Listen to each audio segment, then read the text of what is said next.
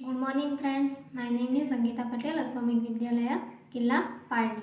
Subject Hindi. Hindi के अंदर हम रिवीजन में देखते हैं कि समानार्थी शब्द लिखिए। नंबर 1 लोक। लोक का समानार्थी शब्द विश्व, जगत, दुनिया। मान। मान का समानार्थी शब्द होता है सम्मान और प्रतिष्ठा। निशान। निशान का समानार्थी शब्द होता है चिन्ह और संज्ञा। नंबर 4 हाथ। हाथ का समानार्थी शब्द हस्त और पानी। अंबर।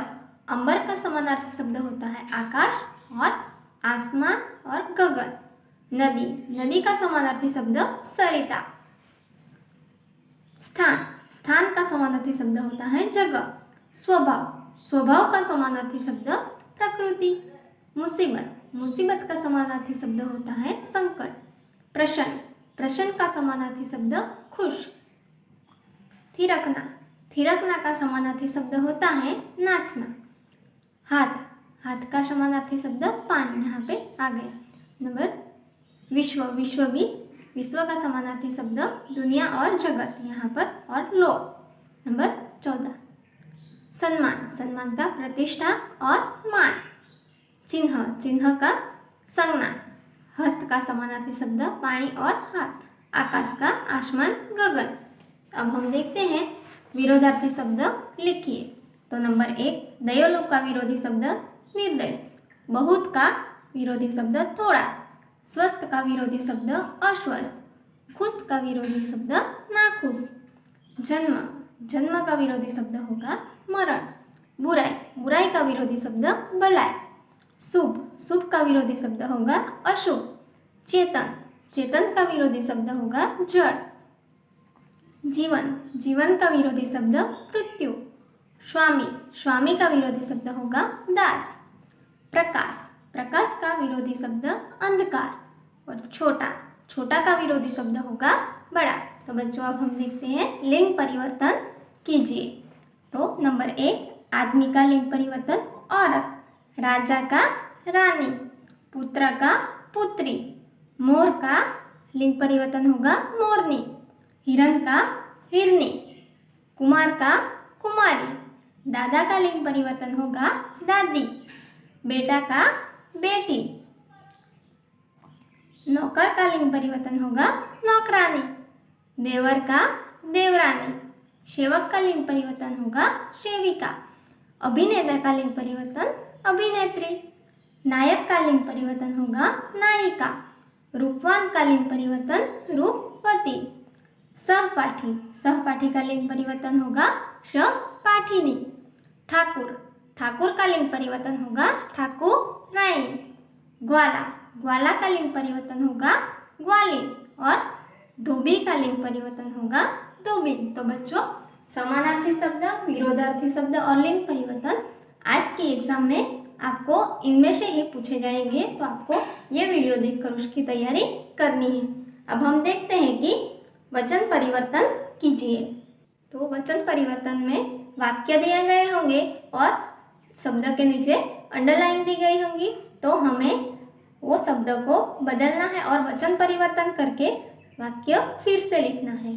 तो हम देखते हैं माँ को मिलते ही मेरी खुशी का ठिकाना न रहा। तो यहाँ देखिए खुशी के नीचे अंडरलाइन है, तो माँ से मिलते ही हमारी खुशियों का ठिकाना न रहा। खुशी का वचन परिवर्तन क्या होगा खुशियों। तो माँ से मिलते ही हमारी खुशियों का ठिकाना न रहा। अब हम देखते हैं सेंटेंस। ऐसी कई घटनाएं मेरे साथ घटी हैं। तो यहाँ पर घटनाएं हैं, तो वचन परिवर्तन में क्या होगा, तो यहाँ पर खुशी है तो खुशियों और घटनाएं है तो घटना। ऐसी कई घटना मेरे साथ घटी है, ऐसा सेंटेंस बन सकता है। दूसरा पारिचारिका, यहाँ पर घटना की जगह घटना। पारिचारिका ने मरीज को अच्छी तरह से देखभाल की। यहाँ मरीज है तो इसके नीचे अंडरलाइन है, तो उसका क्या होगा वचन परिवर्तन। तो पारिचारिका ने मरीजों की अच्छी तरह से देखभाल की। नंबर 3 रात को मैंने सुंदर सपना देखा। तो यहाँ पर मैंने के नीचे अंडरलाइन है, तो उसका वचन परिवर्तन होगा कि रात को हमने, मैंने है तो यहाँ पर हमने सुंदर सपना देखा। ये वाक्य आपको फिर से लिखना है। नंबर 4, भूकंप का भूकंप का झटका आया फिर भी मैं नहीं घबराया। यहाँ झटका के नीचे अंडरलाइन है तो झटका का वचन परिवर्तन क्या होगा, तो झटके। यहाँ पर झटके, भूकंप के झटके आए फिर भी मैं नहीं घबराया। तो बच्चों, वचन परिवर्तन के अंदर आपको इनमें से ही वाक्य पूछे जाएंगे तो आपको इसमें से ही तैयारी करनी है। अब हम देखते हैं कि निम्नलिखित वाक्यों में से विशेषण ढूंढकर लिखिए। तो यहाँ पर वाक्य दिए गए हैं तो हमें उसमें से विशेषण ढूंढना है और उसके नीचे उसका आंसर लिखना है। तो नंबर 1, रेशमा हिम्मत वाली लड़की है। तो इसमें विशेषण क्या है, तो हिम्मती, रेशमा हिम्मती लड़की है तो विशेषण क्या है, हिम्मती। नंबर 2, छोटा बच्चा फिसल गया। तो यहाँ पर विशेषण क्या है, तो छोटा। नंबर 3, कक्षा में 10 लड़कियां बैठी हैं। तो यहाँ पर ये वाक्य में कौन सा विशेषण है, तो 10 लड़कियां हैं लेकिन कितनी है, 10। नंबर 4, घर की हर सुबह नई सुबह होती है। तो यहाँ पर 2 विशेषण दिए गए हैं, एक हर और दूसरा नई। तो आपको उसके नीचे उसका आंसर लिखना है। तो हर और नई 2 विशेषण इनमें लिखने होंगे। नंबर 5, कुत्ता वफादार प्राणी है। तो विशेषण क्या है, वफादार। कुत्ता है, प्राणी है लेकिन वफादार है, इसलिए वफादार विशेषण होगा। तो बच्चों, आपको विशेषण भी इनमें से ही पूछे जाएंगे तो आपको वो उसकी तैयारी करनी है। तो बच्चों, अब हम देखते हैं कि प्रश्न नंबर, निम्नलिखित मुहावरे के अर्थ लिख कर वाक्यों में प्रयोग कीजिए। तो नंबर 1, काम नहीं करना, उसका अर्थ होता है बेकार हो जाना। और वाक्य बनेगा, अब नाना जी का बायां हाथ काम नहीं करता। 2, जान आना, चेतना आना। और वाक्य बनेगा, ठंडा पीना, पिया तब शरीर में जान आई। नंबर 3, आंखों का तारा होना।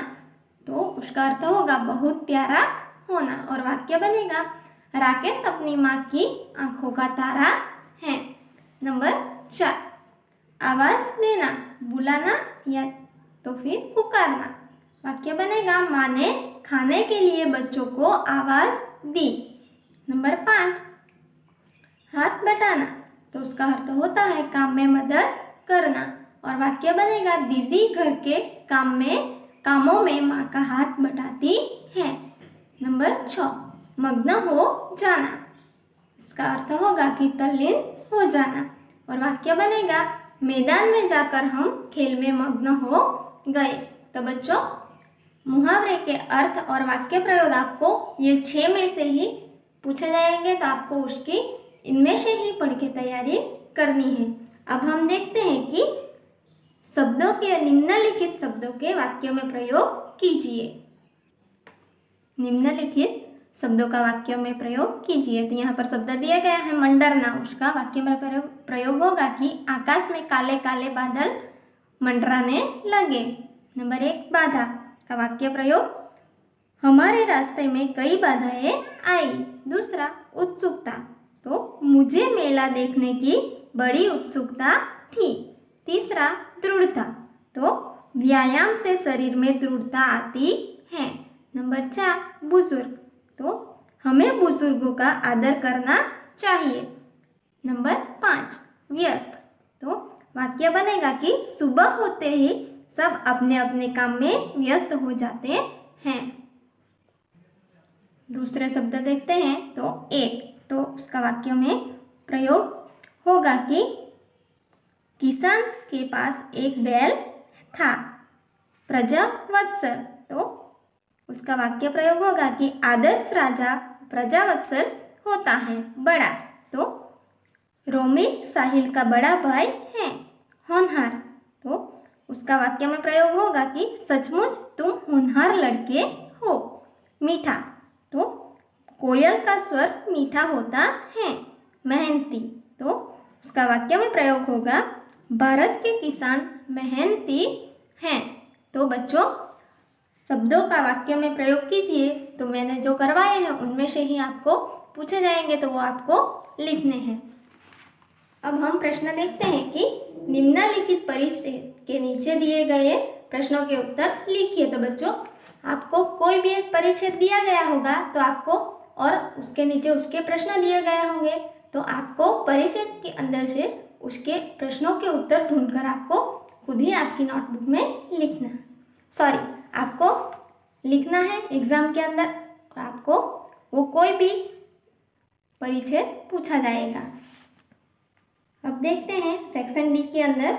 तो निम्नलिखित रूपरेखा के आधार पर कहानी लिखिए और उसे उचित शीर्षक दीजिए। तो बच्चों आपको कहानी लिखवाई है निबंध की नोट की बुक में, उनमें से ही एक कहानी पूछी जाएगी।